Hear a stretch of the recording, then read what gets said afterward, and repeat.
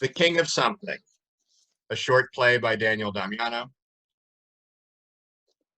Cast of characters: King, played by John Blaylock. Townsman number 1, played by Christopher Romero Wilson. Townsman number 2, played by Eric Percival. Townswoman number 1, played by Brooke Turner. Townswoman number 2, played by Kate Greer. England, the 1600s or thereabouts, a town square. The king sits on a throne, adorned in crown, robe, with sword in hand, as townsman number 1 and 2 and townswoman number 1 and 2 observe.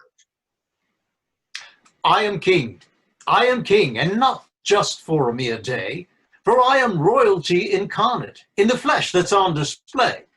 I am king, I say with most unbridled force, with head of crown, clad in robe, and authority, of course.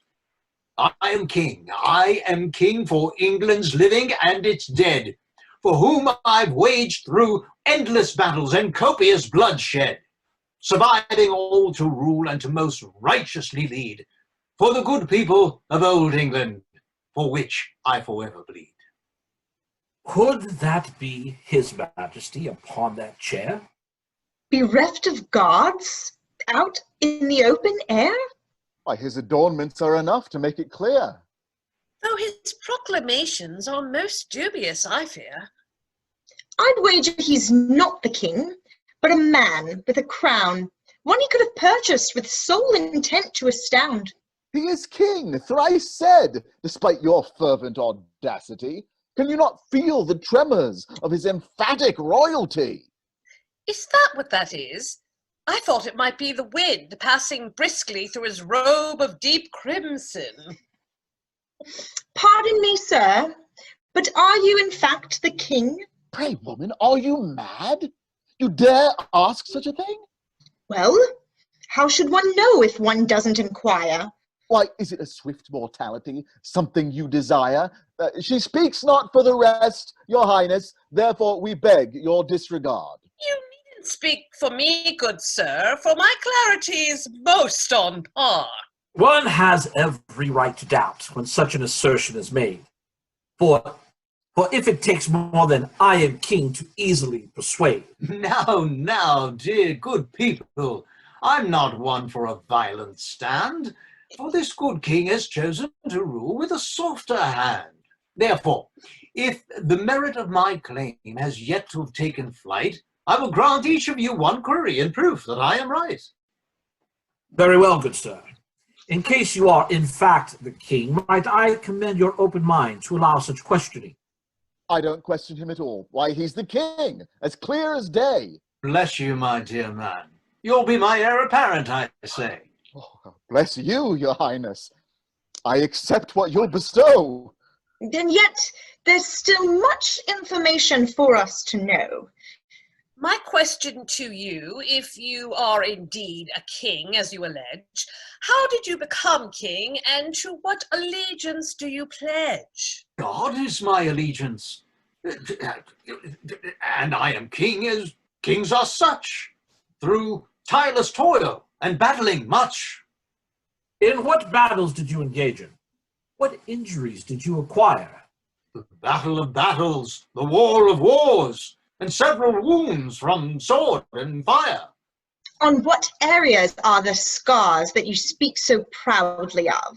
Why, here and there and everywhere, all over and above. Well, sir, that's most enlightening, but kindly, if you would, elaborate to some degree so that it's clearly understood. The king rises. An impaled pectoral, an impeded rump, a gouged left eye, and a right wooden stump, a deviated septum, a garroted spleen, a split to the chin, and a case of gangrene, a throat well sliced, a scalp well shaved, a severed left sternum, and a knee ill-behaved, an elasticized hip, a wonky right eye, a dose of the plague, and a twist of a sty. Most impressive, your highness. There, There, now you see, this man has fought for England and led us valiantly. Yet heretofore he's been unseen, unrecognizable to all, which is why he can be anyone, creating tales miles tall. I've never heard of the Battle of Battles, nor the War of Wars. Why, what if the only battle he's fought is hoisting up his drawers? What more do you ask of him? For the man has given blood and bone. Which has more than earned my ascension to this considerable throne. He sacrificed his very life, endured myriad attacks. Why, for the good of great England, I've collapsed my very back. The king clutches his chest. Your Highness. God has clenched my heart with might. My breath is fleeting in unyielding plight. Angels escort me to the blinding light. The king collapses off of his throne and onto the platform with a resounding thud. Man number 1 urgently feels his pulse. Alas, His Majesty has lost this fight. His flesh remains aground, while his noble spirit has fled. A dark day for England indeed. For the good king is now Dead. Dead. Oh, now it's credence you give him in time for our Majesty's demise, whereas in life you filled his air with cynicism, unwise. I'm afraid a face unbeknownst to a veritable sum suddenly becomes king in death's wisdom. And now that he's passed, it somehow seemed that it were true. He was indeed our loyal king, despite our skeptical view. As man number 2 proceeds to undress the dead king.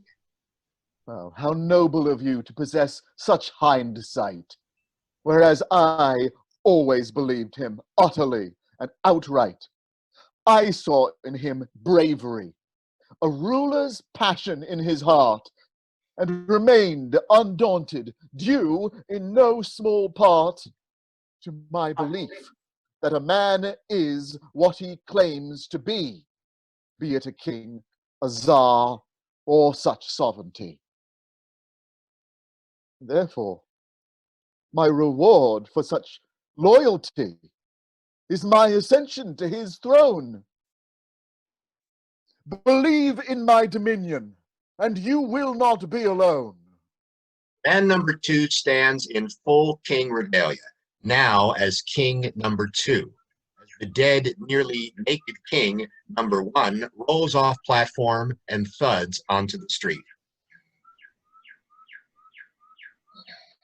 I suppose we've little choice if we believed the dead one now as king.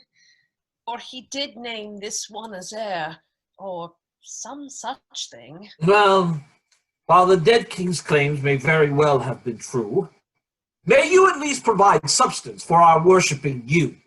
How dare you doubt my words, for they are more than enough. Your insolence, an insult for suggesting a royal bluff. But I am king! I am king! Do you hear me clear? He said I was his heir apparent, for all of you to hear.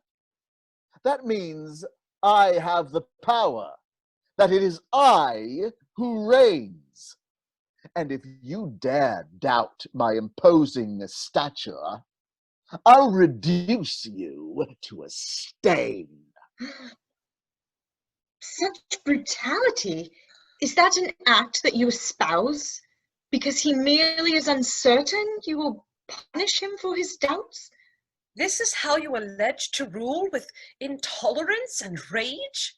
can't one merely pose a question at this rather early stage? I'm not here to indulge queries. That's not how a king should rule. But he allowed them from all of us. And that's because he was a fool.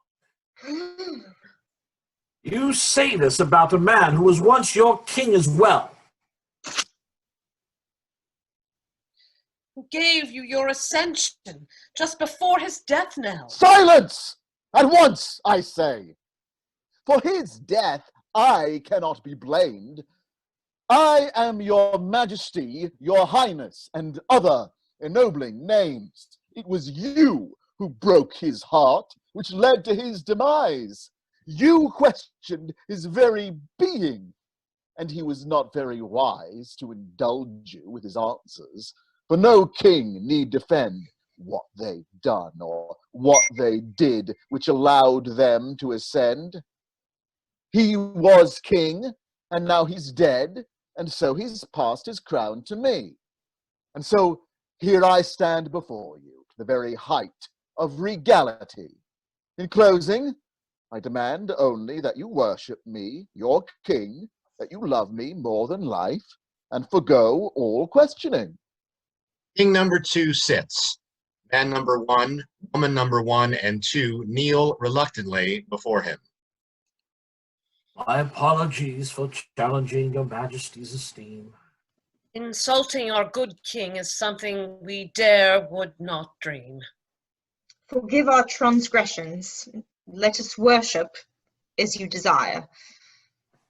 Though, before we do, your majesty, might I once more inquire? Sit down, you fool. Have I not made myself clear? This is not a democracy that I'm overseeing here. Nevertheless, I'm afraid that something is askew. The dead king had claimed injuries that failed to be in view. As the women rise, man number 1 stands the dead king upright as he manipulates him like a marionette throughout the following. He doesn't have a split chin. Nor an impeded rump. Nor a garroted spleen. Nor a right wooden stump. Nor a throat well sliced. Nor a gouged left eye. Nor an impaled pectoral. Why, It's all been a lie. The dead king falls lifeless to the floor again with a resounding thud. They gaze at king number 2 skeptically before he rises. And there you have the reason for our most shameful state, a country I must rescue from a fool who met his fate. What a pity for him to leave this earth with a legacy of lies. An open-minded man, you thought, who cared only to defy. How fortunate you are to have such a king as this, who commands your undying worship and who will rule with an iron fist. And to you, all good king, we say, enjoy the view from your throne. However, I think you'll find a draught, for you will find yourself alone. What? What? Wait, I haven't ordered you to leave, for I am still your king, despite the tricks up a dead man's sleeve. You will ask not my motives, and do all that I require, for God has bestowed upon you an unyielding empire. God took a mere man to the clouds, who had no further business here, and so you've taken it upon yourself to impose a ruse of fear. Coercing us to believe that you were something of a sort, with a shiny crown and glossy robe and a majesty's retort. But it all amounts to little, a mere expression of gall, for a foolish man there and his newly appointed heir. Were never kings at all. At all. They leave as king number 2 remains. I say I am king. I am king, and nothing else need be said. For my wrath will soon be upon you all, and sever your meager heads. Why, you'll regret this act of treason, your betrayal of your king.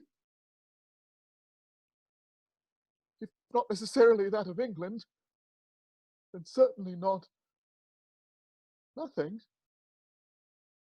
He sits dejectedly with sword in hand for a moment, before slowly removing his crown and robe and placing them upon the throne, leaning sword against it. Once again, he is man number 2. As he gradually and defeatedly steps down from platform, he catches further glimpse of the dead king. Upon further glance, sans crown, I now recall your face. Not even a man of vague esteem, but a beggar, out of place. I've often seen you, pilfering fruit or discarded in the street, a ne'er-do-well whom misfortune befell, with old shoes upon your feet. Somehow you came upon these toys for your elaborate facade, claiming yourself as king, pledging allegiance to God. I can only hope he's with you now. He greets you not with shame, but admiration for your attempt at being what none of us can claim. At least your grand delusions rendered you a king of good intent, whereas my violent scheme for my fatuous regime is merely fire spent. Therefore, for what little it's worth, I bestow upon you these things that may not render you king of England, but perhaps king of something. Man number 2 places the robe upon the dead man, then gently the crown, then places the sword in his lifeless grip. He then kneels, gives the sign of the cross, as the others come back on, having overheard this. They do the same, then remain on one knee, still. Lights fade, end of play.